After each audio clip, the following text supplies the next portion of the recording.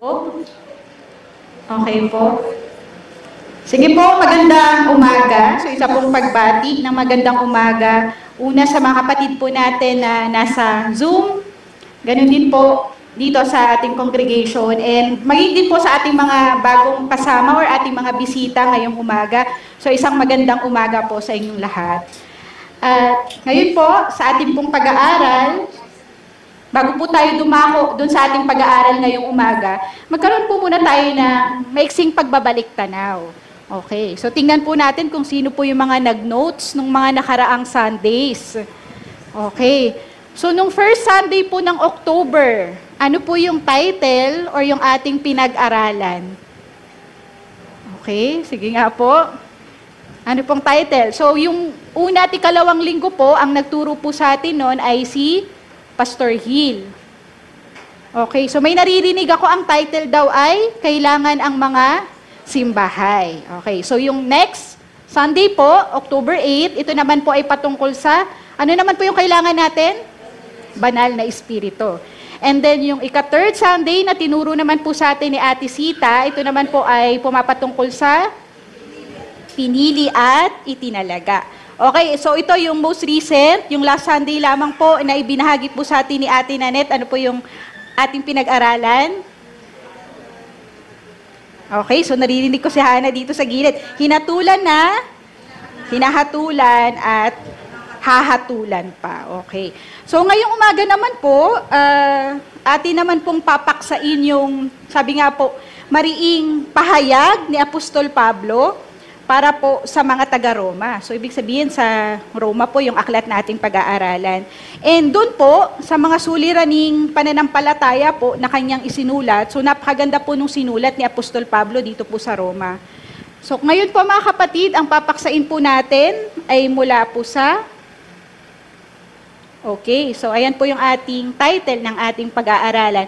Pananampalataya at pagpapawalang sala. Or sa wikang Ingles, faith and for justification by faith. Sige po, simulan na po natin. Okay, so sabi po dyan, pagpapawalang sala. So ito po yung tawag ng mga propeta at mga apostol sa pagpapatawad na ginagawa ng Diyos sa nagkasala sa Kanya, at dito ay kasama ang lahat ng nilipi ni Adan. Sapagkat ano po yung sabi ng salita po ng Diyos, ayon po dyan sa Roma, Kabanata 3, 21 hanggang 23, na ang lahat po ay nagkasala. So yung assumption po ng justification o nung pagpapawalang sala ay nagkasala po yung tao, no, sa Diyos. At siya ngayon po, dahil siya ay nagkasala, nangangailangan po siya ng pagpapatawad o pagpapawalang sala. At kapag tinutukoy po yung pagpapawalang sala, mga kapatid, hindi po nito tinutukoy yung original sin, di ba? Yung kasalanang nagawa po ng unang tao, sapagkat sila po yung nakagawa ng kasalanan na yon. Ngunit, ano pong sabi? Nadamay po tayo doon sa likas, doon po sa kalikasan po natin, dahil po doon sa ginawa ni Adan. Kaya lahat po tayo ay naging alipin nung likas po na kasalanan na yon sa ating pong mga pagkatao. Kaya po, ano pong nangyari? Ang lahat po ay nauhulog sa pagkakasala.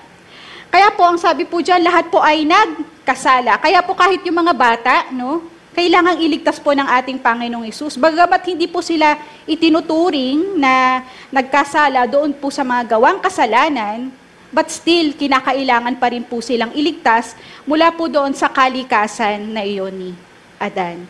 At ayun po yung assumption, mga kapatid, ng sulat na ating pong babaybayin ngayong umaga, na nangangailangan po ng pagpapawalang sala, kahit malinaw naman po na dahil po sa katigasan ng ulo ng mga tao, ay hindi po lahat mapapawalang sala.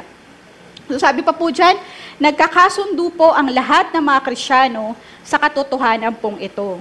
Okay, so gayon pa man po, mga kapatid, bagamat yung mga Kristiyano po ay nagkakasundo or marahil nag-a-agree po na nangangailangan nga po tayo ng pagtutubos o pagpapawalang sala, hindi naman po tayo nagkakaisa doon sa paniniwalang kung sino po yung may kakayahang manampalataya upang magkamit po ng pagpapatawad at pagpapawalang sala po ng ating Diyos. So, sinasabi po ng iba, no, na meron lamang pong iilan na magkakamit po ng pagpapawalang sala, and meron din pong nagsasabi na yung iba, no, loloobin ng Diyos na mapawalang sala. At yung iba naman po, nakatulad po natin, sinasabi po natin na tayo po ay may laya. Kasama po, no, yung bawat lipi po ni Adan, tayo po ay may laya. Na kapag nakarinig po tayo ng mabuting balita, tayo po ay may laya na piliin pong manampalataya yung upang mawala po tayo, mapawalan sala po tayo doon sa mga kasalanan. So nakita po natin na ganun po yung tensyon na meron po tayo ngayon sa kasalukuyan, no, sa mga Kristiyano. Kaya nga po meron tayong tinatawag na denomination, no, yung mga denominasyon sa kasalukuyan. Ngunit sabi nga po, ano po ba yung sinasabi ng ating Biblia? No? Ano po ba yung pinapaniwalaan at itinuturo po natin sa atin bilang JFCM? At iyon po yung ating susuriin ngayong umaga para maliwanagan po tayo ng gayon. Tayo po ay magkakaisa sa paniniwala at sa pagtuturo po na patungkol po sa kabutihan at kagandahang loob po ng ating Diyos. So mga kapatid, magsisimula po tayo sa pagbasa mula po sa sulat ni Pablo sa mga taga-Roma, Kabanata 1. So 2 talata po yan, 16 hanggang 17. Sige po, Ate Shama, pwede pong pakibigay ng mic kay Ate Tin para po magbasa. Roma 1:16-17. Hindi ko ikinakahiya ang magandang balita, sapagkat ito ang kapangyarihan ng Diyos para sa kaligtasan ng bawat sumasampalataya, unay sa mga Hudyo at gayon din sa mga Griego. Sapagkat ipinapakita ng magandang balita kung paano ginagawang matuwid ng Diyos ang isang tao. At ito ay sa pamamagitan ng pananampalataya, buhat sa simula hanggang sa wakas. Tulad ng sinasabi sa kasulatan, ang itinuring na matuwid ng Diyos sa pamamagitan ng pananampalataya ay mabubuhay. Okay, so thank you po, Ate Tin. So dito po sa binasa natin, no, mapapansin po tayo diyang mga nag-stand out na mga salita na sinasabi po ni Apostol Pablo. So sabi po niya dyan, hindi ko ikinahihiya ang magandang balita sapagkat ito ang kapangyarihan ng Diyos. So ano po yung kapangyarihan ng Diyos? Yung magandang balita. So, para saan po? Para sa kaligtasan. And para sa yung kaligtasan na po yun, para po kanino? Sa bawat sumasampalataya. So, doon lamang po ba to sa mga pinili lamang? Hindi po, 'di ba? Sabi diyan, yung mga Hudyo na kung tutusin po ay pinili, pero para maging para rin po na isama po yung mga Griego na binabanggit po diyan sa talata 16. So kaagad-agad po na pagtanto po natin na kapag sinabi pong pinili sa Biblia, higit pa po ito doon sa pagpapakahulugan, no, kaysa doon sa pangkaraniwang pong pagpapakatuturan ng mga denominasyon po ngayon sa kasalukuyan. Sapagkat kung titingnan po natin, mga kapatid, yung mga Hudyo, pinili po sila, they were elect, sabi nga po. And sabi nga, they were an elect nation, yung bayan po ng Israel. Pero hindi lamang po sila yung naligtas. Maging ang sabi po dyan, pati ang mga Griego. And na kung tutusin, di ba po, alam naman po natin yung history ng mga Griego, ng mga Hintil, na sila po ay winalay, itinakwil po ng ating Diyos, pero sa bandang huli naman po ay nangaligtas din po dahil sa kanilang pananampalataya. So iba po yung pagpapakatuturan ni Apostol Pablo sa pinili at sa hinirang. So tulad din po, kung naalala natin, yung napag-aralan po natin last 2 weeks, no, yung itinuro po sa atin ni Ate Sita patungkol po doon sa pinili at sa itinalaga. At isa pa po makikita natin dito, mga kapatid, yung sinasabi po dito na yung kapangyarihan ng Diyos, no? Ano po yung nagagawa ng kapangyarihan ng Diyos? Dahil dito po nakikita po natin kung paano po napapawalang sala o napapaging matuwid ang isang tao. At ito ay sa pamamagitan po ng pananampalataya sa ating Panginoong Hesus. So dito po sa turo po ni Apostol Pablo, kung titingnan po natin, wala po sa isip niya yung pananampalatayang yumaman, yung pananampalatayang hindi po magkakasakit, Hindi po niya iniisip dito yung pananampalatayang aabot ako ng 100 years old. And sabi nga po, hindi ito yung klase ng pananampalataya na hindi kukupas yung iyong ganda or yung kakisigan. Bagamat may mga banggit-banggit po sa Biblia, 'di ba, na mangilan-ngilan na pero kapag sinasabi po yung salitang pananampalataya, ang binibigyang diin po dito ni Apostol Pablo, yung pananampalataya na ito po ay may kinalaman agad sa pagpapatawad, pagpapawalang sala at pagliligtas po ng ating Diyos. Sapagkat ano po yung ating paniniwala na ang lahat po ng sumasampalataya ay kinakailangang manampalataya po mula sa simula hanggang wakas. So may binabanggit po dyan sa bandang 17. Diba sabi po dyan, ang isang tao at ito ay sa pamamagitan ng pananampalataya, buhat sa simula hanggang sa wakas. So mga kapatid, yung tinuturing po na matuwid ng Diyos sa pamamagitan po ng pananampalataya ay mabubuhay. Okay. So mga kapatid, now that we have dissected na po yung mga talata dito sa Roma, meron pa po tayong titingnan dyan. Okay.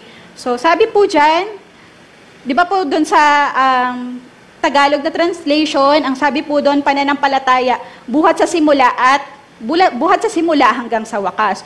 So pag tinignan po natin sa wikang Griego, ang sabi po dyan, ekpisteios pistin. No, sa wikang English naman po, from faith to faith. So ano pong ibig sabihin niya, no? From faith to faith, ekpisteios pistin. So ang ibig sabihin po niyan, yung kabuuan po ng pananampalataya o kabuuan po ng buhay Kristiyano has no room for no faith nga po or for non-faith, mga kapatid. Wala siyang puwang po para sa kawalan ng pananampalataya. Hindi po natin pwedeng i-apply yung pananampalataya po natin sa isang area lamang po ng ating mga buhay. Sapagkat yung buhay Kristiyano po, yung buhay sa Diyos, ay buhay pananampalataya. Hindi pwedeng sasabihin natin na nananampalataya tayo sa panahon ng tagumpay, pero kapag hindi naman tayo nananampalataya sa panahon ng suffering.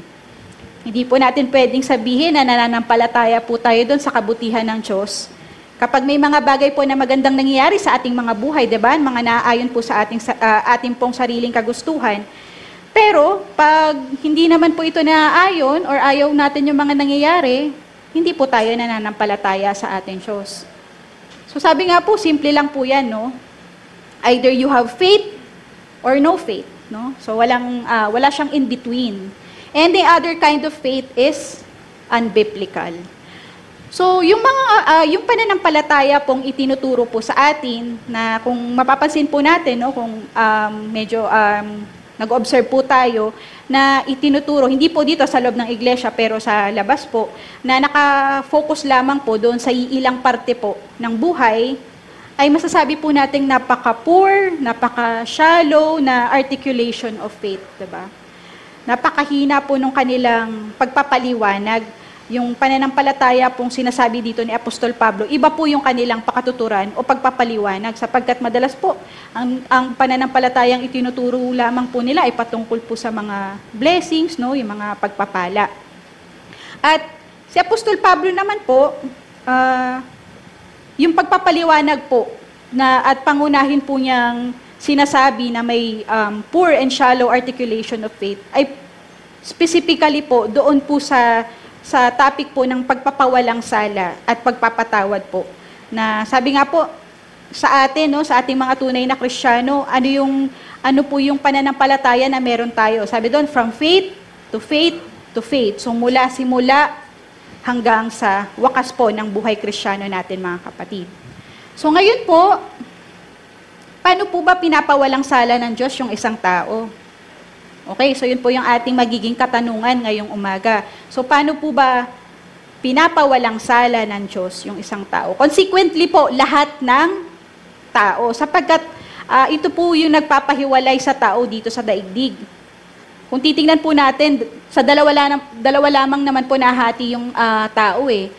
Mga di nananampalataya at mga nananampalataya. So yung mga napawalang sala, tsaka hindi napawalang sala. And kung langit lamang naman po yung pag-uusapan, sabi nga po, ulitin ko lamang po, dalawa lang po talaga yung uri ng tao. Yun nga po, yung binabanggit ko kanina, yung mga taong nananampalataya at mga taong hindi po nananampalataya sa ating Diyos. So kung hindi mo alam na ikaw ay napatawad, kung ikaw ay Kristiyano and then hindi mo alam kung ikaw ba ay tunay na Kristiyano, pero alam mong naniniwala ka, then automatically, doon ka sa hindi napawalang sala. Sapagkat yung napawalang sala, alam niyang siya'y napawalang sala, mga kapatid, no? Yung nanampalataya, alam niyang siya'y nanampalataya. And yung na-born again, alam niyang siya ay na-born again. Okay, so una, tingnan po natin sa pamamagitan ng pakikinig sa magandang balita.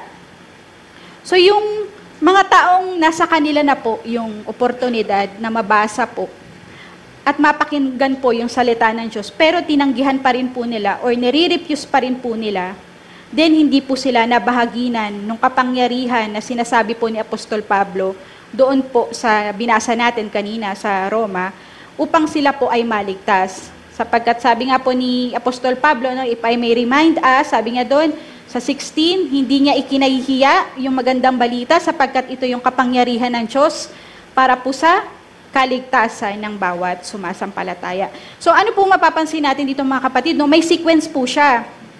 Sabi po ni Apostol Pablo din po sa Roma 10, paano sila mananampalataya kung wala silang naririnig? Paano naman sila maririnig kung walang aral na darating po sa kanila? And paano sila aaralan kung walang hahayo sa kanila? So, naiintindihan na po natin agad yung Great Commission, no? Kaya po tayo pong mga Kristiyano, no? Ang bawat isa po sa atin ay inaatasan po na humayo.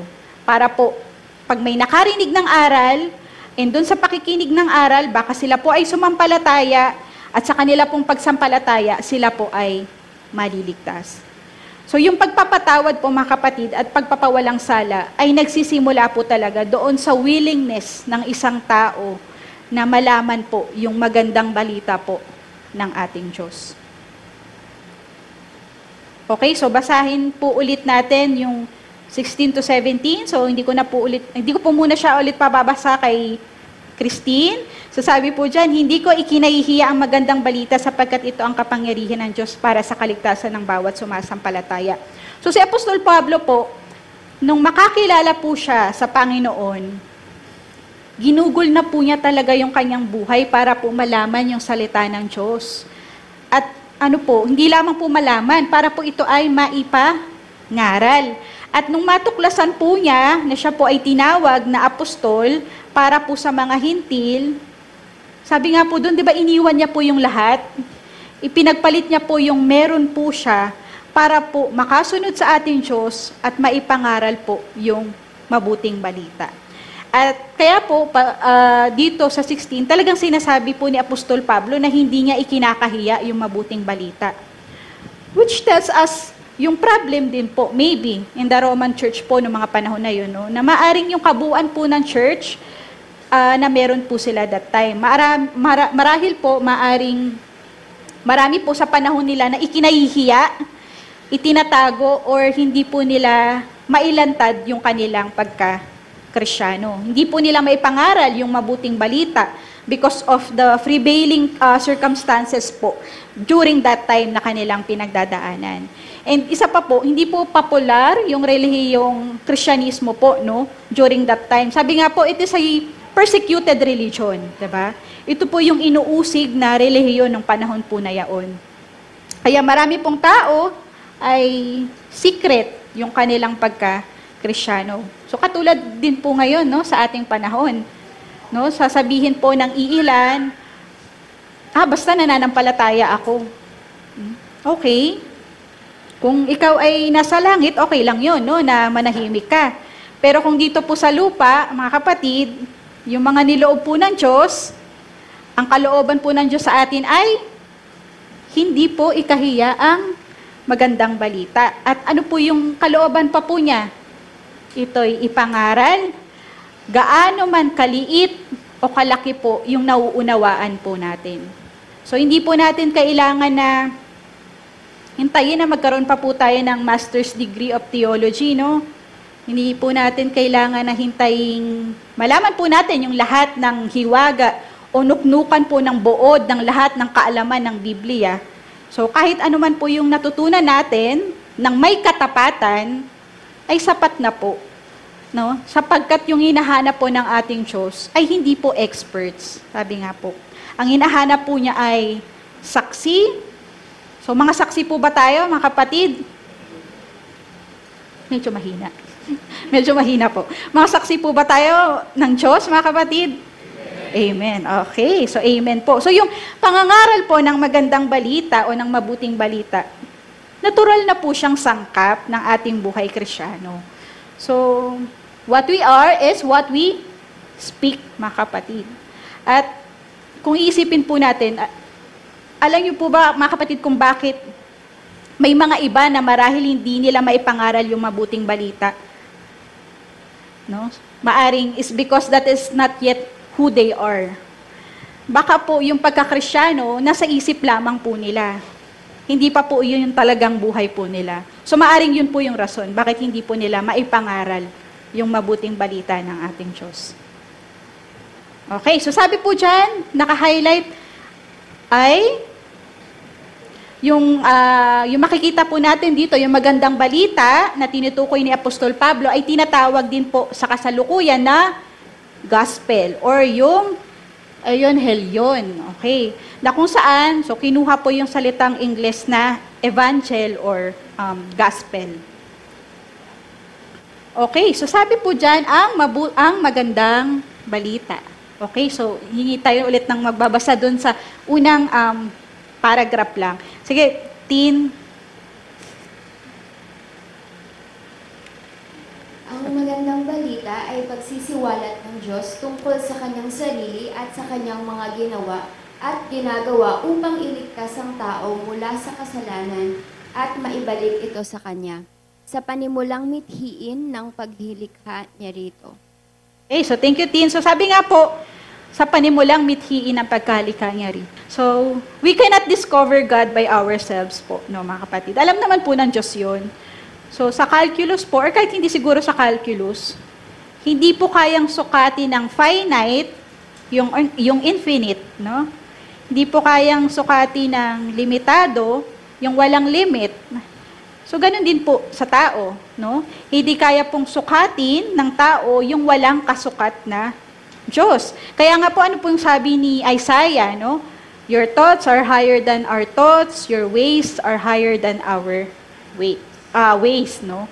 And kung hindi po isiniwalat ng ating Diyos yung kanyang sarili doon sa nagkasalang tao, hindi po siya makikilala ng tao. If it's not for the revelation of God in His Word, wala po tayong lahat, no? Sa oras na ito. Kaya sabi nga po, wala po tayong may pagmamalaki po sa ating Diyos eh. Because everything we know, ito po ay nireveal, no, ng ating Diyos sa bawat isa po sa atin. Okay, so sabi sa second paragraph, hindi po ito nagsimula sa bagong tipan, inihayag na ng Diyos sa kanyang sarili, mula pa nung una. So mula pa kay Adan, at bago pa po siya magkasala, at kay Adan at sa lipi po nito, pagkatapos po niyang magkasala doon sa lumang tipan. At ano po yung purpose? Bakit po nagpakilala po yung ating Diyos? So sabi po diyan, upang siya ay kilalanin, sundin at sambahin ng mga taong nilikha niya upang maging anak. At ito po ay ipinapaliwanag din ni Apostol Pablo sa kanyang sulat. Okay, so sa Roma 1:18-23, maaaring po bang pakibasa nung may highlight lamang po si Micah? 19. Sapagkat ang maaaring palamang tungkol sa Diyos ay maliwanag, dahil iyon ay ipinapahayag sa kanila ng Diyos. Mula pa nang likhain ng Diyos ang sanlibutan, ang kanyang likas na hindi nakikita, ang kanyang kapangyarihang walang hanggan at ang kanyang pagka-Diyos, ay maliwanag na inihahayag ng kanyang mga ginawa, kaya wala na silang maitadahilan pa. Okay, so thank you, Micah. So makikita po natin dyan, sabi ni Pablo, mula pa nang likhain ng Diyos ang sanlibutan. So mula pa po nung simula, inihayag na po niya yung kanyang sarili sa tao.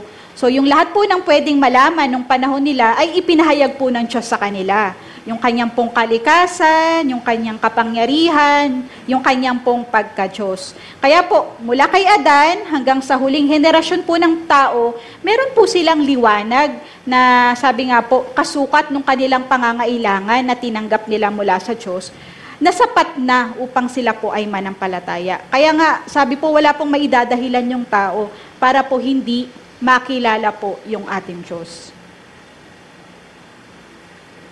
Okay, so sabi po dyan, ano yung magandang balita? Ito ang pagpapakilala ng Diyos ng kanyang sarili sa taong nawalay sa kanya. So sabi po doon, mula pa nung simula, kung titignan po natin, wala pong pinagkaiba yung ikinaligtas po ni Abel, doon sa ikinaligtas ni San Pablo, doon sa ikinaligtas po natin ngayon. Sapagkat pare-pareho lang naman po, or parehas lang naman po yung basihan po ng kaligtasan. So yung kagandahang loob po ng ating Diyos na kanyang iginanap po no, sa pamamagitan po ng ating Panginoong Hesus. Kaya po ano pong sabi sa Hebreo? Higit tayong mapalad sapagkat hindi niloob ng Diyos na iganap o lubusin yung kagandahang loob ng Diyos sa kanila nang hindi po tayo kasama. No? So si Abraham po ay kasama rin po natin na nalubos at naganap yung kaligtasan po sa pamamagitan po walang iba kundi nung ating Panginoong Hesus. At yung pagpapahayag po ng kanyang kapangyarihan, tungo nga po doon sa ikaliligtas po ng tao. So sabi po dyan, hindi nga ito ikinahihiya ni Apostol Pablo at hindi rin dapat ikahiya ng Kristiyano. So ano po yung dapat nating ikahiya, mga kapatid? So sabi nga po, hindi natin dapat ikahiya po yung magandang balita, diba? Tulad po ni Apostol Pablo. So yung mga dapat po nating ikahiya, yung mga bagay na masama. Yung dapat po nating ikahiya, yung mga bagay na hindi tama. Diba po? So yung mga dapat po nating ikahiya, yung mga bagay na hindi po mabuti, yung dulot po sa tao. Pero yung mabuting balita, ano po yung dapat nating gawin? Hindi po ito dapat na ikahiya. Tulad po ng sinasabi ni Apostol Pablo. And sabi pa po dyan sa ikalawa, ito ay inihayag na ng Diyos mula pa nung una, nung kanyang likhain ng tao, ngunit hindi ito itinanggap at hindi siya kinilala ng mga ito bilang tanging Diyos na dapat sambahin. So, tingnan po natin sa Hebreo 1 to 3. Sige po, maaring ko po bang hilingan magbasa po si Tin po ulit. Hebreo 1, verse 1 to 3. Noong una, nangusap ang Diyos sa ating mga ninuno sa iba't ibang panahon at sa iba't ibang paraan sa pamamagitan ng propeta. Ngunit nitong mga huling araw, siya ay nagsalita sa atin sa pamamagitan ng kanyang anak. Sa pamamagitan ng anak ay nilikha ng Diyos ang sanlibutan at siya ang piniling tagapagmana ng lahat ng bagay. Ang anak ang maningning na sinag ng Diyos. Kung ano ang Diyos ay gayon din ng anak. Siya ang nag-iingat sa lahat ng bagay sa pamamagitan ng kanyang makapangyarihang salita. Pagkatapos niyang linisin tayo sa ating mga kasalanan, siya'y umupo sa kanan ng makapangyarihang Diyos doon sa langit. Okay, so thank you, Tin. Ayan po, no, sabi nga dyan, siya'y umupo sa kanan ng makapangyarihang Diyos doon sa langit. So doon po niya hinihintay actually yung pagbabalik po niya para po wakasan at tapusin po na yung lahat, no, yung ating Panginoong Hesus. At ano pa po yung sinasabi ni Apostol sa mga Hebreo, 'di ba? Kung titingnan po natin, hindi naman po tumigil sa pagsasalita po yung Diyos sa mga tao sa pagsisiwalat po ng kanyang katotohanan. Sa ating pong mga ninuno, sa iba't iba pong mga panahon, no, sa panahon ni Adan, sa panahon po ni Abel, panahon ni Noah, panahon ni Abraham, sino pa po, panahon ng Israel, at panahon po ng mga apostol, ay nangungusap po yung ating Diyos sa pamamagitan po ng kanyang mga salita. At ngayon po sa atin sa kasalukuyan, sa pamamagitan po ng kanyang Panginoong, ng kanyang pong anak na Panginoong Hesus. Sabi pa po doon na siyang naging kaganapan po ng lahat ng pagsisiwalat po na yun. Sabi po sa verse 3, may binanggit po dyan na, saan na yun? Maningning na sinag ng Diyos. Okay, so sabi po doon kung ano ang Diyos ay gayon din ang anak. So sabi nga po, May ilan po na hanggang ngayon pinagdedebatihan po nila, no, itong phrase po na to, na sinasabi po nila na hindi raw po kapantay ng ama yung anak, 'di ba? Pero yung scripture po mismo contradicts, no, doon na hindi po sila magkapantay. At kung ano po yung ama, ayun din po yung anak, 'di ba? So nung pagkatapos pong linisin yung kasalanan, siya po'y umupo doon sa kanan ng makapangyarihang Diyos doon sa langit. At sabi po doon, siya po yung magmamana ng sannilikha. At sino po yung kasama ng ating Panginoong Hesus na magmamana po ng lahat? Siyempre po, tayo pong mga Kristiyano na nanampalataya po sa Kanya. So kung tayo po ay nagtiis at gagawa po kasama niya, then kasama rin po tayong maluluwalhati at magmamana po ng lahat ng bagay. Okay, so sabi pa po dyan sa 3, dahil hindi nila kinilala ang Diyos ayon sa dapat, sila ay nabaling sa ibang mga Diyos at sumamba sa mga ito at sa mga larawan ng mga ito na kinatha lamang ng kanilang mga nagdilim na isip. So yung mga taong siniwalatan po ng Diyos, ng kanyang pagkakilanlan, ng kanyang katotohanan, ay napahiwalay po sa Kanya. So yung tao po kasi kapag hindi po sinamba yung tunay na Diyos, meron po siyang tendency na hahanap siya, no? Nahahanap yung tao ng ibang Diyos na kanyang sasambahin. At ayun po yung nangyari po dito, no? Dahil hindi po nila kinilala yung ating Diyos, nabaling po sila sa ibang Diyos. Okay, so dyan po sa 21 to 22, sige, si Micah naman. 21. Kahit na alam nilang may Diyos, siya'y hindi nila pinarangalan bilang Diyos, ni pinasalamatan man lang. Sa halip, naghaka-haka sila ng mga bagay na walang kabuluhan, kaya't nagdilim ang hangal nilang pag-iisip. 22. Sila'y nagmamarunong, ngunit lumitaw na sila'y mga hangal. Okay, so thank you, Micah. So ayan po yung assumption ni Apostol Pablo, 'di ba? Dahil inireveal na nga po ng Diyos yung kanyang sarili simula pa po nung una. So dapat alam na po nila yung tungkol sa ating Diyos. So, yung mga tao po kasi, hindi po sila nahihiwalay sa Diyos dahil po sa ignorance, no? Dahil hindi po nila kilala yung ating Diyos. Nawawalay po yung tao dahil alam niyang kilalanin yung Diyos bilang Diyos, pero pinipili pa rin po nilang na siya ay hindi parangalan, no? At hindi po nila ito, sabi nga diyan, hindi nila siya pinasalamatan bilang Diyos. Kung titingnan po natin, no, yung tao, willing po siyang gawing provider yung Diyos. Willing po siyang gawing healer yung ating Diyos. Pwede ring kupido, diba? Willing silang gawing kupido yung ating Diyos. Dinadawit po yung Diyos sa mga gusto po ng kanilang mga damdamin kahit hindi naman po yun yung gusto ng ating Diyos. Kahit na hindi pa gusto ng Diyos na mag-boyfriend ka or mag-girlfriend ka, kaso ang katwiran mo sa sarili mo na, ay, may nailan ng Diyos para sa akin. Nakita ko na yung taong ibinigay ng Diyos sa akin, pero 14 years old ka lang, no? Ay, 16 ako ate, safe, no? Okay, so hindi po ganun, no? So, ayun po yung pakatuturan ng tao. At sabi po doon, hindi nga po nila pinasalamatan yung Diyos, sa halip, dahil ayaw po nila yung gusto ng Diyos, no, ng mga tao, naghaka-haka po sila. At doon po nagsimula yung konsepto ng iba't ibang religion. So kapag yung tao gumagawa po sa isip niya ng Diyos na custom-built, no? Diyos na customized, Diyos na hinubog sa kanyang sariling kaisipan at mithiin. So yun po yung ginagawa ng Diyos pag ayaw po niya yung naisin po ng Diyos, ng tunay na Diyos sa kanyang buhay. And alam po natin mga kapatid na mali po yun. So hindi po dapat hinuhubog ng tao yung Diyos sa kanyang sariling isip at mithiin. Ang dapat po, yung mismong isip at damdamin po natin, yung hinuhubog po natin sa ating Diyos. Kaya nga po, ang sabi po dyan, sila ay naghaka-haka, nagdilim po yung kanilang pag-iisip, nagmamarunong po sila, pero anong sabi po doon, sila ay lumabas na hangal sa harapan ng Diyos. At sabi nga doon, hindi sila lumabas na hangal sa kapwa po nila tao eh. Sapagkat nalilin lang po nila sila nung kanilang mga sariling pangangatwiran. Pero saan po sila lumabas na naging hangal? So sabi nga po doon sa ating Diyos. And kung titingnan po natin, ano po ba yung kahangalan po sa atin Diyos? Yung alam mo yung salita niya, pero hindi mo ginagawa. Alam mo yung tama, pero hindi mo pa rin gagawin kasi pinipilit mo yung gusto mo eh. 'Di ba? Maaring sikat ka sa ibang tao, ay ang galing-galing niya, Ate Sel, no? Ay ang talino niya, ay ang dami niyang alam.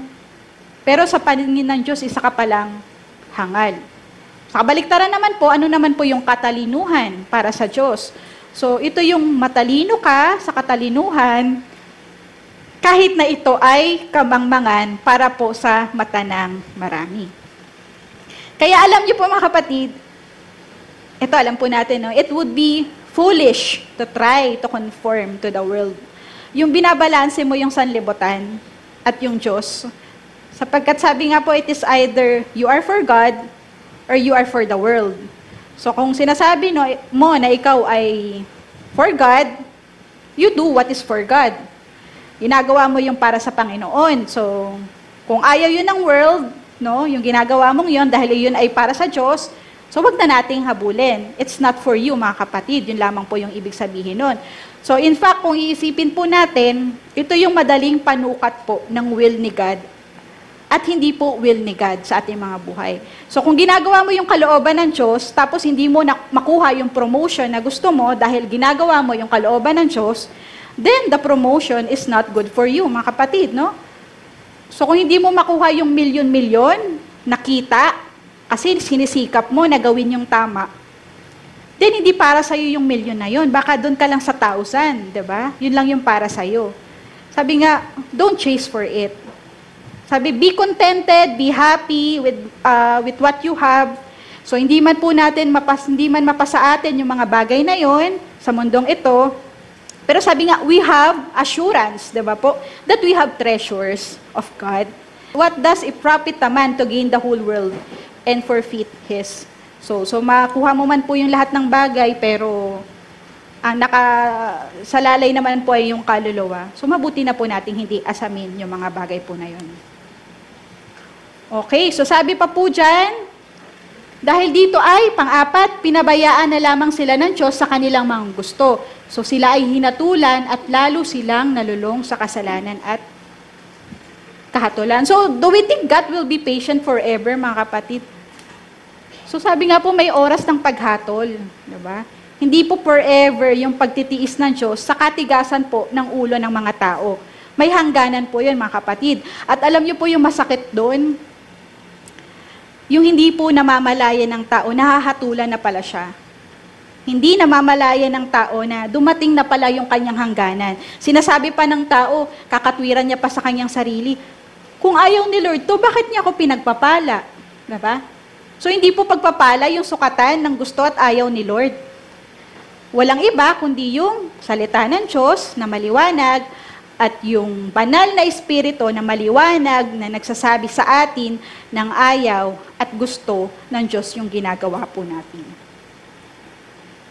Okay, so balik po ulit tayo dito sa 23. Tinalikuran nila ang kaluwalhatian ng Diyos na walang kamatayan at ang sinamba nila ay mga larawan ng mga taong may kamatayan, ng mga ibon, ng mga hayop na may apat na paa at ng mga hayop na gumagapang. So kaya po sa Old Testament, malimit pong ihambing yung mga Elohim or other gods sa mga hayop po eh. Sa mga symbols po halimbawa, yung mga sumasamba sa devil, ano po yung symbol na ginagamit po nila doon? Di ba yung mga ulo ng hayop? So sabi nga po, tinalikuran po yun dahil po yung concept nila ng mga Diyos ay na hindi nakikita, no? Yun po yung ginagamit nila. Nung panahon po nila, nagtatransform po talaga yung mga other gods na yun or nagaan yung hayop po sila. Kaya sabi po ni James, no, na meron pong sinasabi si James na ang inyong mga kaaway ay tulad ng leon na umaatungal, di ba? And yung devil din po inihahambing sa dragon, sa sea serpent, no? So sa ganun po inilalarawan, inihahalin tulad po yung mga kaaway. Okay, so ito po marahil kabisado na po natin to, no? Itong timeline po na to, kabisado na po ba natin to? Iba lang yung itsura. No, yung isa, yung mas makulay, yung ginagamit po natin, pero parehas din naman po, no, yung pakahulugan. Makikita po natin na mula pa sa simula na inihayag po ng ating Diyos yung kanyang sarili kay Adan. Ayan, no, kita naman po natin kay Adan, kay Noah, sa Babel, kay Abraham. So, bawat henerasyon po, sabi ko nga po kanina, may sapat silang kilanlan sa Diyos upang sumunod po sa ating Diyos. At nung dumating po sa Babel, na sabi nga po, sumagad na po yung kasamaan ng tao, lahat po ng tao sumamanay nung panahon po na yun. Pati po si Abraham, nung umpisa, wala naman po siyang pagkilala sa ating Diyos, 'di ba? Si Abraham kasama po siya ng mga hintil, 'di ba? Sabi ko nga po kanina, nung sumagad na po yung kasamaan po ng tao, ipinasya po ng Diyos na pansamantala pong iwaksi. Iwaksi na po. Gusto pa rin naman po ng Diyos, no, na iligtas po yung mga taong iwinaksi niya. Iwinaksi po niya yung mga tinatawag po natin ngayon na mga hintil, yung mga Gentiles po sa may bandang ilalim. Pero ito po yung 70 nations na mga lipi ni Noe, no, na lipi rin po ni Adan, of course. Sila po ay lubusang sumama at ang pinakasagad-sagadan po ay yun, sabi ko nga po, yung dyan sa Tower of Babel. Na it's not just a tower, mga kapatid. Kasi ang gusto po nila, ninanais po nilang abutin yung langit, sinubukan po nilang makipag-communicate sa ibang mga Diyos, and then they were trying to become God themselves. No? Dumating na nga po sa sakdulan na yon. Kaya ang sabi po ng Diyos din, wala na kahit isa sa kanila yung matuwid sa harapan ng Diyos. And ano po yung ginawa ng Diyos? Sabi nga po doon, inihiwalay po sila, ipinamahala po sila sa ibang mga Diyos, yung mga sons of God na tinatawag po natin, na napag-aaralan po natin. At pagkatapos po ay tinawag niya si Abraham mula po sa mga hintil na yan at siya pong inihiwalay. At ano po yung ginawa ni Abraham nung siya inihiwalay? Mababasa po natin ito sa Romans 4, no? Ipinaliwanag din po ito ni Apostol Pablo na yung ginawa po ni Abraham, siya po ay nanampalataya, no? Sa gitna po ng kasamaang pumapaligid po sa kanya, no? Sa kabila po ng pagsamba ng iba sa Diyos-Diyosan, nang kausapin po siya ng ating Diyos, siya po ay nagtiwala sa Diyos at sumunod po sa kanya. Siya po ay nagdesisyon, no, ng isang napakahirap na desisyon sa buhay din po ni Abraham na iwanan po yung kanyang mga katribo, iwanan po yung kanyang mga kabayan, 'di ba? Yung kanyang mga kahintil para po sumunod po sa ating Diyos. As it turned out, he committed some mistake, no? Kasi sinama niya si Lot, sinama niya yung biyenan niyang si Tera, na naging dahilan po para medyo maantala po yung plano ng Diyos sa kanyang buhay.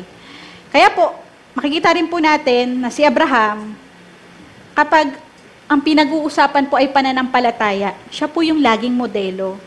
Diba po? Sapagkat ganun din po tayo mga kapatid, no? Tulad niya, na nasa kawalan tayo, tapos nung tinawag tayo ng Diyos, diba? And then yung lahat ng sumampalataya at sumunod po ay napawalang sala, katulad po ni Abraham. Okay, so sabi po dyan, yung Israel, no? At si Abraham nga po yung pinagmulan ng Israel. Yung bayang pinili po ng ating Diyos. So, bakit siya pinili?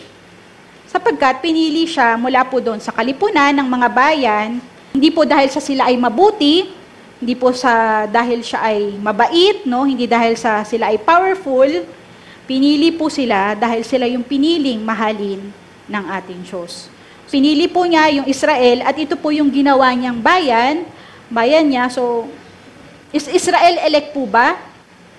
Amen, no? Yes, Israel is elect. Lahat po ba ng mga tao sa Israel, dahil sila po ay bayang elect, ay ligtas? Hindi po. Okay, nailing sa atin, Anet. So, hindi po, no? Hindi lahat ng elect or pinili ay maliligtas sa ganung paggamit, no, mga kapatid. Sapagkat bagamat sila ay elect people, ang bawat isa po sa kanila ay kinakailangan at marapat po na manampalataya upang maligtas. At yung sinasabi pong all Israel will be saved, diba po? Yun po yung Israel na madadatnan po ng Mesiyas sa kanyang pagbabalik na nanampalataya po sa kanya. Okay. So ulitin ko po, Israel yung pinili ng Diyos at yan po nanggaling yung ating Panginoong Hesus na hindi po nila tinanggap ng mismong bayan ng Israel. Siya po ay pumunta sa kanyang bayan, subalit hindi po siya tinanggap ng kanyang mga kababayan. Ngunit yung lahat naman po ng tumanggap sa Kanya mula po doon sa bayan ng Israel, ay binigyan naman po ng karapatang maging anak po ng ating Diyos. And nung dumating na nga po yung ating Panginoong Jesus, no, yung ating Lord Jesus, binuksan po muli niya yung daan para po doon sa mga itinakwil po na mga hintil. Kaya ngayon, sino po yung tinatawag na elect? So hindi lamang po yung mga Israel, kundi yung mga hintil na nagsisampalataya din po sa ating Diyos. Okay. So sabi po doon, di ba, sabi nga dyan, sila ay nahatulan ng dahil sa kanilang pagtanggi sa Diyos, kaya't lalo po silang nalulong sa kasalanan at kahatulan. Okay. Kaya po makikita po natin yung mga hintil na yan na nahiwalay dyan sa baba. Dyan po nagsimula ngayon yung lahat ng kasamaan. Yan po yung mga naturuan ng kung ano-ano ng mga ibang Diyos, no? Ng mga Elohim na bumaliktad po sa ating Diyos. Kaya sa kanila po nagsimula po yung lahat ng kasamaan na nalalaman po marahil ng tao. So naging sukdulan po yung kanilang kasamaan at ito po'y naging resulta ng pagtalikod po nila sa Diyos. At sabi nga po, kapag tumalikod po yung isang tao sa Diyos, open season na po yun, no?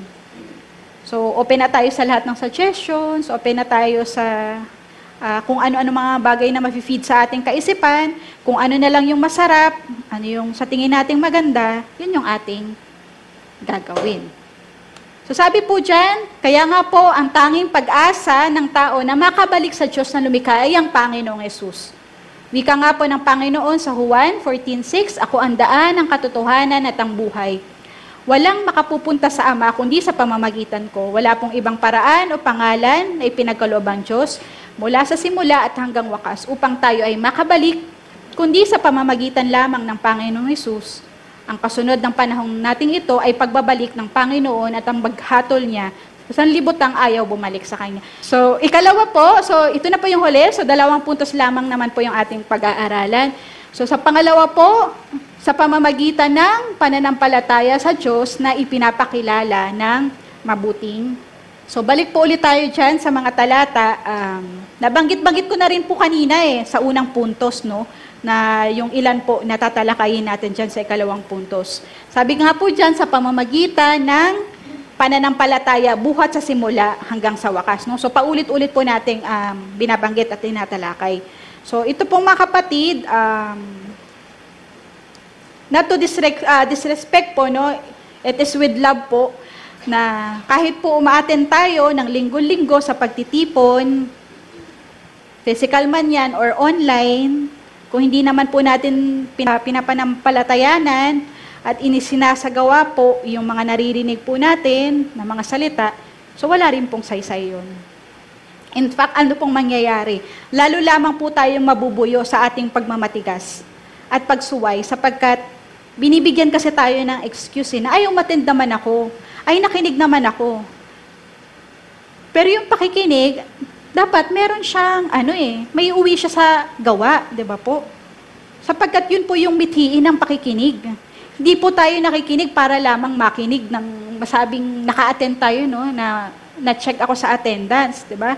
Nakikinig tayo para po umusbong yung pananampalataya na kung hindi po natin pipigilan or sisikilin sa ating mga buhay, ay may uuwi po sa pagsunod natin sa ating Diyos at doon po sa Kanyang mga salita.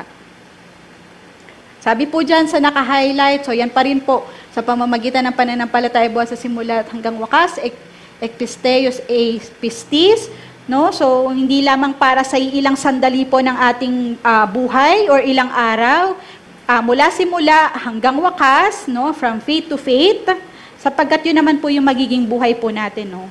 So, kapag Kristyano ka, how do you live po, mga kapatid? By sight, by faith, no? So, by faith po tayo marapat na mamuhay. Okay. Sabi po dyan, ang pagsisiwalat at pagpapakilala ng Diyos sa tao ay kalahati lamang ng suliraning pangkaligtasan. Lahat ng ginawa ng Diyos sa kanyang kagandahang loob, grace, ay mawawalang saysay sa tao kung hindi naman ito tutugon ng nararapat sa Diyos. Ito ang tinutukoy ni Apostol Pablo na pananampalataya mula simula hanggang wakas o ekpisteos eis pistin o from faith to faith sa wikang Ingles. Kung ang kaligtasan ay natanggap ng tao sa pamamagitan ng kanyang faith, hindi grace lamang at hindi faith lamang ang ikinaliligtas ng tao. Dapat na mapagnagpo ang dalawang ito tungo sa ikaliligtas at ikababalik ng tao sa Diyos. Sabi pa po dyan, ang labis na pagtuturo ng grace na walang faith ay nagbubunga ng mga taong Kristyano kuno, ngunit hindi naman nananampalataya at sumusunod sa Diyos. Ang kakulangan naman nito ay nagbubunga ng Kristyanismong nasasalig at umaasa sa mga sariling gawa at self-righteousness. So sasabihin po natin na sapat na yung sinimba ko, sapat na yung tinights ko, sapat na yung napakinggan ko. No? So nagiging self-righteous po yung isang tao. Samantalang si Pablo, nasumulat po nung halos kalahati po ng New Testament. Sabi niya, di ba, may sinasabi po siya na, hindi ko tinitingnan yung nakamit ko na. Manapay pilit kong inaabot yung mithiing binigay ng Diyos sa akin mula sa Diyos. So ganun po no, yung sinasabi ni Apostol Pablo. Paano nga po ba yung pagliligtas ng Diyos? Sabi po dyan, grace at faith ang paraan ng Diyos mula pa kay Adan hanggang wakas, hanggang sa huling araw ng 1,000 taon, bago ang huling paghuhukom. So sabi po sa pahayag, so sa 15, itinapon sa lawa ng apoy ang sino mang hindi nakasulat ang pangalan sa aklat ng buhay. So sino po ba yung mga nakasulat yung pangalan sa aklat ng buhay? So, syempre po, yung mga nanampalataya at sumunod po sa ating Diyos. Kaya nga po, sabi, hanggang dulo, by faith po yan, no? Hanggang millennium, by faith. Sapagkat yung kapamaraanan po ng tao ay ng Diyos, sa pagliligtas sa tao ay by grace and by faith. So, hindi po siya pwedeng paghiwalayin. So, sabi nga po, sila ay magkakambal by grace and by faith. Okay, so sabi po dyan sa ikalawa, ang mga hinirang o elect ay kailangan pa rin sumampalataya upang makamtan ang kaligtasan. So wala pong iniligtas ang Diyos na wala siyang kamalay-malay. Sa mga bata lamang po yun applicable, no, sa mga sanggol. Pero po tayong matatanda na at may sapat na pong kamalayan, wala pong iniligtas yung Diyos na, ay hindi ko sure kung naligtas ako no? Wala pong ganun mga kapatid, sapagkat kailangan pong magpasya nung iniligtas, no? Yung paghirang po or election na binabanggit po diyan, no, sa ikalawa ay hindi po siya pagliligtas, no? Kung lilinawin lamang po natin. Ibig sabihin lamang po kapag elect, no, or hinirang, yun po yung binigyan tayo ng pribilehiyo ng ating Diyos, no, yung lipi ng tao, pero hindi pa po yun yung kaligtasan. Kaya nga po yung Israel, 'di ba? Elect nation sila, elect people, pero madami pa rin pong napahamak sa kanila. So panahon pa po ni Moises, no, marami pong napahamak. Meron ngang dumiretso pa po sa ilalim ng lupa and then nagkanda, no, nasa disyerto sila, nagkanda lagas-lagas po sila. Kaya yung sumunod po na henerasyon, si Caleb lamang po at saka si Joshua lamang po yung nakapasok doon sa lupang ipinangako. Sapagkat hindi nga po automatic na kapag ikaw ay elect, no, ikaw ay hinirang, ikaw ay ligtas. Ang ibig sabihin lamang po ng hinirang, ikaw po ay hinirang ng Diyos for a purpose. Sabi po dyan, hindi pinili, ngunit napili rin. Ang sabi po sa 13, ngunit ngayon, dahil sa inyong pakikipag-isa kay Kristo Jesus, kayo na dating malayo sa Diyos ay inilapit sa pamamagitan ng dugo ni Kristo. So, ang tinutukoy po dyan ay yung mga hintil na hindi naman elect. So, yung hindi pinili, ngunit napili rin. No? So, hindi po sila elect, diba? Itinakwil nga po sila ng ating Diyos Pero nung sila po ay makipag-isa kay Kristo, sila po na dati ay malayo, mga hindi elect, ay isinama po ng Diyos sa mga elect. So, sino naman po yung may mga pribilehiyo na mga elect? So, sila po yung, di ba, yung mga Hudyo, sila yung originally na elected, no? So, sila pong tinatawag na mga tuli. At sino pa po yung mga Hudyo na yan, no? Ito naman po, mga pinili, ngunit hindi napili. Roma 9, verse 4, sila yung mga Israelita na binigyan ng Diyos ng karapatang maging anak niya, ipinakita rin niya yung rin niya sa kanila ang kanyang kaluwalhatian. So sila po ay may advantage, no? Sila po ay may privilege sapagkat nung hirangin po, piliin po sila ng Diyos, no? Yung mga pinili, ngunit hindi napili, sa kanila po yung binigay yung lahat po ng tipan, di ba? Yung sa mga Hudyo. Lahat po ng pribilehiyo, so dapat po, sana sila yung numero 1 sa pila na nagtuturo po sa atin ngayon, di ba? Pero dahil inayawan po nila yung ating Panginoong Hesus, hindi po sila naligtas.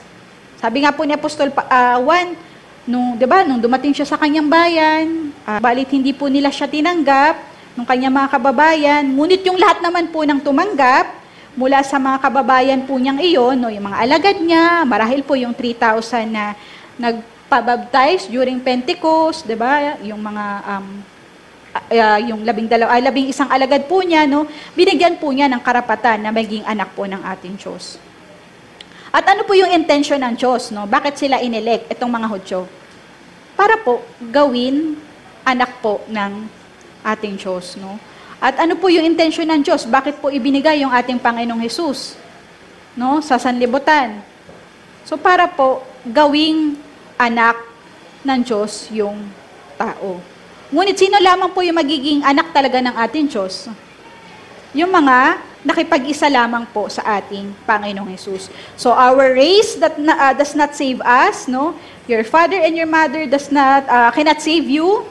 Your religion does not save you. Your self-righteousness does not save you then. So ano po yung kaya lamang po na makapagligtas sa tao? Siyempre po, only by faith, no? Yung pananampalataya po natin kay Kristo, yun lamang po yung makakapagligtas po sa atin. May sinasabi pa po dyan sa Roman 9:30-33, sa 31, ngunit ang Israel naman na nagsikap na maging kalugod-lugod sa Diyos sa pamamagitan ng kautusan ay nabigo. So, yung mga naka-highlight pa po, hindi sa pamamagitan ng pananampalataya. And then sa dulo, ngunit ang sumasampalatayang sa batong ito ay hindi mabibigo. So, nabigo ba yung Israel na elect? Okay, no? So, generally speaking, yes. Nabigo po sila. Inelect sila bilang bayan po ng ating Diyos. Dapat sana sila lahat yun, no? Nabigo sila dahil hindi po sila nakipag-isa sa ating Diyos. Hindi po sila nanampalataya, no, sa ating Panginoong Hesukristo. Ngunit, yung lahat naman po ng sumampalataya ay hindi naman po mabibigo. So kung nasa Israel man po yung sumasampalataya kay Kristo, then siya po ay makikipag-isa sa Panginoong Hesukristo, then siya po ay maliligtas. Kung siya naman po ay isang hintil, 'di ba? At siya po ay makikipag-isa sa ating Panginoong Hesukristo, so siya rin po ay mabibilang sa hindi po nabigo. Kaya sinasabi rin po, no, ni Pablo na wala nang hintil, wala nang Hudyo, ano na lamang po yung meron? Yung Kristiyano na nakipag-isa sa ating Panginoong Hesukristo. Okay. So, pinili pa rin ba ang Israel, no? Pinili pa rin po ba yung Israel? Sabi po dyan, hindi nakamtan ng bansang Israel ang kanyang minimithi. Ang mga hinirang lamang ang nagkamit nito dahil matigas ang ulo ng iba. So, sinong hinirang? So, sino po yung hinirang na binabanggit dyan? Yung mga hinirang mula sa Israel. So, ito po yung pangalawang paggamit po ng salitang elect, diba? Elect yung Israel, pero sa loob po ng elect na Israel, meron pa pong mga hinirang, no? At yun po yung mga sumampalataya sa ating Diyos. Elect sila bilang bayan, ngunit yung mga nananampalataya po kay Kristo ay hinirang po katulad din naman ng mga hintil, na yung mga hintil, hindi po sila hinirang, diba? Bilang bayan, ngunit lahat po ng sumampalataya na mga hintil ay naging elect, diba? Or hinirang din po ng ating Diyos upang maging kanyang anak. Kaya sabi nga po, kahit hinirang ka, kahit taga-Israel ka pa, kahit nasa loob ka pa po ng church, kailangan mong manampalataya, no, mga kapatid. And that is empowering po, kung iisipin po natin. Because nabanggit ko na nga po kanina, diba? We cannot rely on our husband, on our parents, no, or sa ating pastor to save us, diba? Paano ka maliligtas? So, sa pamamagitan lamang po ng pananampalataya at pakikipag-isa po sa ating Diyos. At sa ating pong panahon, sa pamamagitan po ng ating Panginoong Hesukristo. So going back to verse 7, ang sabi po dyan, bakit di nakamtan to ng ibang Israel? Sapagkat matigas po yung ulo ng iba. Sino po yung iba na binabanggit dyan? yung iba sa bansang Israel. And sino yung hinirang naman? Yung iba din po sa bansang Israel. So, Israel lamang po, no, yung pinag-uusapan po natin dyan sa mga talata pong yan. Okay, so paggamit ng pinili o hinirang. So, basahin ko lamang po ng mabilis. Ang pinili o hinirang ay ginagamit upang tukuyin ang mga itinangi ng Diyos na mga tao o bayan kaya tulad ni Adan, Noe, Abraham, Israel, o ang mga Kristiyano. Sila itinangi, ngunit kailangan pa rin manampalataya mula simula hanggang wakas. Episteos, epistis, sila ay mabubuhay sa pamamagitan ng pananampalataya. So ikalawa, mula sa mga itinangi na, ang mga nananampalataya mula sa kanila at nananatili ay tinawag ding mga pinili, hinirang o elect sa wikang Ingles. Okay, so balikan po ulit natin yung timeline po na yan, no? So sa bawat daloy po ng kasaysayan, Adan, Noah, Babel, Abraham, no, Israel, ay may hinirang po yung ating Diyos, no? At pagdating po sa ating Panginoong Hesus, ay dahil nga po sa Kanya, no, sa pamamagitan po ng ating Panginoong Hesus, may nahirang din po na mga hintil. At sila po ay naipasama doon sa mga elect or hinirang na naging anak po ng ating Diyos. Okay. So ngayon po, tatapusin po natin, no, sa isang babala. Sabi po dyan, babala sa pinili o hinirang. Doon sa 20, pinutol sila dahil hindi sila sumampalataya sa Diyos. At ikaw naman ay idinugtong dahil sumampalataya ka sa Kanya. Kaya't huwag kang magmalaki, sa halip ay matakot ka. Sabi nga po natin, mula simula hanggang sa wakas, ito ay sa pamamagitan lamang po ng pananampalataya. So dito po ina-address ni Pablo yung mga hintil na tila ba nilalait po nila yung mga Hudyo. Dahil tingin po nila, pinabayaan na po ng Diyos yung mga Hudyo. So ipinapaliwanag po ni Pablo po dyan kung bakit po nawala yung mga Hudyo sa ating Diyos. No? Sapagkat dahil nga po hindi sila sumampalataya sa ating Diyos. So ito pa po yung kanina kong sinasabi, diba, na they may be elect, pero hindi po sila sumampalataya, nawala po sila sa pagkakadugtong sa ating Diyos. At yung mga hintil naman na originally ay walay po sa Diyos, ay idinugtong dahil po sa kanilang pagsampalataya. Kaya't sinabi rin po ni Apostol Pablo na be sensible naman, no? Be sensible, huwag kayong magmalaki. Sa halip, kabahan kayo, no? Matakot kayo dahil hindi lang naman po mabait yung Diyos, mabagsik po siya. So yung mga Israel, sila po'y idudugtong muli kung sila po ay mananampalataya. So kung ikaw na dating hindi naman nakadugtong sa ating Diyos, ay kaya po niyang maidugtong sa Kanya. No? And padali rin po yun para sa bayan ng Israel kung sila po ay sasampalataya po sa Kanya. So kung ikaw din naman po ay naidugtong dahil sa iyong pananampalataya and then titigil ka sa iyong pananampalataya, then hindi ka po panghihinayangan ng ating Diyos na putulin ng Diyos. No? Kung yung mga dating ang nakadugtong sa Kanya, ay kaya niya pong putulin, diba? And sabi nga po, kahit sino, no, dahil ibinagay na po yung ating Panginoong Hesus sa buong sanlibutan, so sino man pong sumampalataya ng mga kapatid, ay idudugtong po ng ating Diyos doon sa puno. No? At ang sino naman pong hindi sumampalataya mula po sa ating Diyos, ay puputulin po, no, ng ating pong Diyos. So babala po ito mga kapatid, sa ating mga hinirang sa kasalukuyan, no, kung paano po tayo mamuhay. So masingit ko lamang po, 'di ba? Yung isang trend po in this generation, sabi nga po, we're so obsessed with making our lives look aesthetic, no.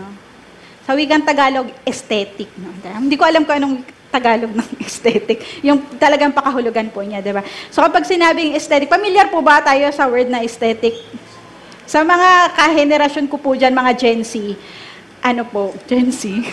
So, alam po natin yung word na po yun, no? Ginagamit po natin yan. So, pag sinabing aesthetic, it concerned with beauty or the appreciation of beauty. So, pag maganda yung forma mo, ay wow, aesthetic yan, no? So, ginagamit rin po siya kapag, bilhin mo na yan, bagay yan display sa bahay mo, mukhang aesthetic tingnan, no? So, ganun ginagamit yung salitang word na yun. So, ibig sabihin, maganda siya, artistic siya, appealing siya, no? So, ganun yung pagpapakahulugan. Tapos, dito sa atin, in our generation, Sabi nga, kung may kakawit yung word na aesthetic and gusto natin yung aesthetic life, ay, sang cafe yan, puntahan ko yan. Mag-cafe hopping tayo. Sang lugar ba yan, puntahan ko yan, pang IG ko lang, maganda yan, IG story, or maganda sa feed ko yan sa IG, no? Or kapag may bagong release na sapatos na Yeezy, tama ba yun? Yeezy? Tama pronunciation ko. Or kaya Jordan, ay, kukolektahin ko lahat ng colors niyan, no? Sabi nga, we're chasing after aesthetics, no, mga kapatid. Yun yung hindi natin maitatanggi na reality po ngayon. Isa sa mga reality ngayon sa atin, sa kasalukuyan. So, hindi ko po sinasabi na mali yun, diba? Kapag magigain po yun ang ating confidence, no, kung meron tayong pangbili, pangpunta sa mga cafe, sa mga bagay-bagay, no, para magmukha tayong aesthetics, at if it will make us feel good about ourselves, then okay po yun, no? Pero ito po yung catch, mga kapatid, no, sa ating mga Kristiyano. Kapag inilagay na po natin yung ating mga value doon po sa mga bagay po na yon, no? Kapag binigyan na po natin ng pagpapahalaga, higit na pagpapahalaga, yung mga bagay na yun, kaysa po dun sa pagsunod po natin at pananampalataya po natin sa ating Diyos. Hati Sid, sapatos lang naman yung pinag-uusapan, bakit napunta tayo sa hindi ko pagsunod sa Diyos o pananampalataya? Diba? Forma-forma lang naman, bakit doon napunta? Diba? So mga kapatid, may mga tendencies po kasi na mailagay nga po natin yung value po natin doon. So pagpapahalagahan po natin yung mga bagay na yon. Tapos sasabihin po natin, ay wala akong ipon. Wala ka tuloy may abot sa mama mo, pambili ng ulam.